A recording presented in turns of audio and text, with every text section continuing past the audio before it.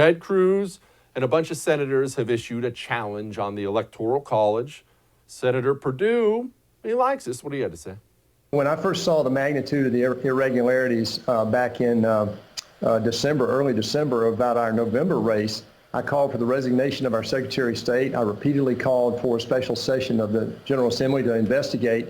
None of that happened, and so I started calling out for the only thing left for the president is for us to object, and I agreed that I would do that. The technical problem is that I won't be certified until this election is certified, some week to 10 days after the election when we win on Tuesday. But I'm encouraging my colleagues to object. This is something that the American people demand right now. You heard in the last section that there are huge irregularities in Georgia. They need to be investigated and they need to be corrected, in my opinion.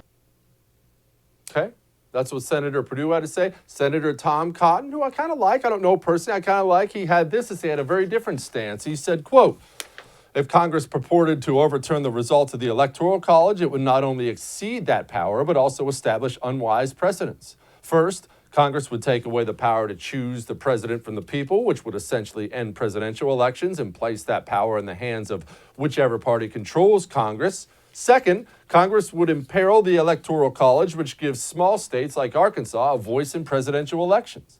Democrats could achieve their long-standing goal of eliminating the Electoral College, in effect, by refusing to count the Electoral College votes in the future for a Republican president-elect. Third, Congress would take another big step federalizing election law, another long-standing Democratic priority that Republicans have consistently opposed. Now, people are curious about my stance on it.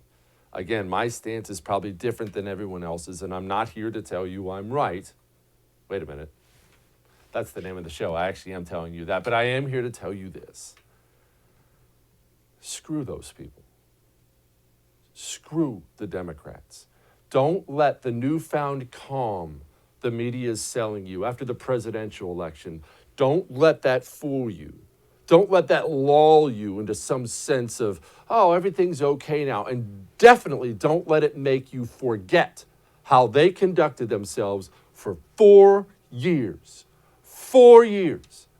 Pre-election, the FBI knowingly using bad information to get a wiretap to investigate Donald Trump's campaign. After the election, kneecapping his presidency for 2 years with a bunk investigation, sending people to jail for things that had nothing to do with Russia. Then after that, impeaching him for a phone call we all read the transcript of.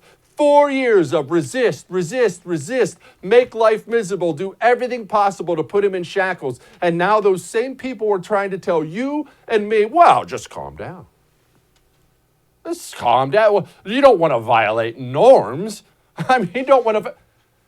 There are no norms anymore. I wish there were. I really do. You know what the norms are now? Power and using it.